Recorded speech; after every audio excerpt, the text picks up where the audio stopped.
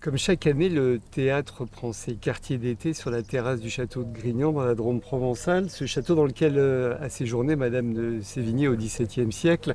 Et c'est donc une pièce de théâtre qui est proposée au public du même siècle, une pièce très célèbre de Corneille, le Cid. C'est une adaptation que vous proposez, une histoire du Cid et non pas le Cid lui-même. Moi, je préfère le mot de variation à adaptation parce que l'adaptation sous-entendrait qu'on modifie le texte de Corneille. Or, on en ajoute, mais on restitue exactement la langue de Corneille et justement, dans mon esprit, pour mieux l'entendre, pour la restituer le plus fidèlement et en contraste finalement avec ces mots d'aujourd'hui qu'ont inventé les acteurs au fil des répétitions. Voilà, donc j'ai l'habitude de dire variation autour de l'histoire d'un Cid, donc en fait autour de l'histoire d'un amoureux. C'est trois jeunes amoureux, en réalité trois jeunes gens que sont Rodrigue, Chimène et l'Infante, qui vont tout faire pour dépasser leurs incapacités à s'aimer, leurs impossibilités de s'aimer. Finalement, c'est une histoire absolument universelle, intemporelle. Et il y a ce Dieg qui existe, donc le père de Rodrigue, qui est aussi sur le plateau, et puis ces trois acteurs qui racontent leur père.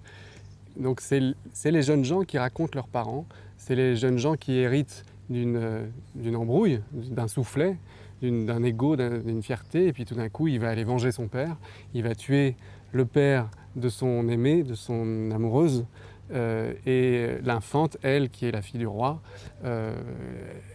dans l'incapacité de l'aimer a priori parce que différence sociale, tout d'un coup va avoir cet espoir réanimé, réenflammé, et puis finalement laissera l'amour vaincre, l'amour le plus fort, celui de Chimène et de Rodrigue. Quel dispositif scénique avez-vous choisi pour cette histoire ? Étant directeur du Théâtre National Populaire, du TNP, on ne peut pas oublier qu'en 1951, un certain Jean Vilar lamentait avec un certain Gérard Philippe. Alors si on n'a pas beaucoup d'humour, beaucoup de distance sur soi, on risquerait de se prendre au sérieux. Et au fond, l'image de cette scénographie, elle représente ça.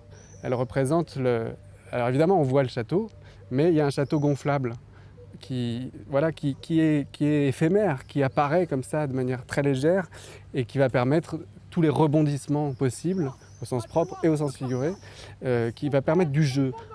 Depuis le début de l'idée de ce spectacle, le principal pour moi était l'idée du théâtre, dans le théâtre bien sûr, mais de la naïveté.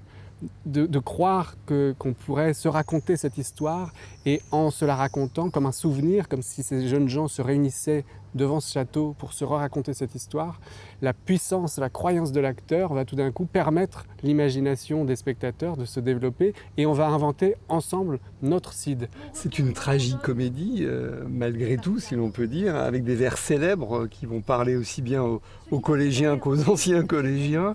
Est-ce qu'on va les entendre, ces vers ? On entend non seulement ces vers, mais cette rêverie qui participe de se faire réentendre collectivement cette histoire et cette écriture et donc ces vers, eh ben on va aller jusqu'à les dire ensemble. On s'aperçoit que ça fait partie de notre inconscient collectif, de notre patrimoine à tous, et qu'on le remettre en vie de 10 à 70 ans réellement, on connaît, ce sont que des tubes. Oh!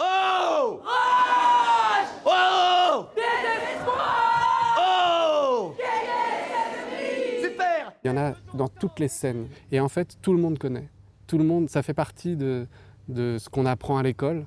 Et le redire ensemble, juste se réunir, cette fédération, aujourd'hui, dans ces moments tellement de division, eh ben, le théâtre nous redit à quel point c'est un lieu de la réunion, pour ne pas dire de la communion. Bon, on va écouter tout ça. C'est un bon spectacle.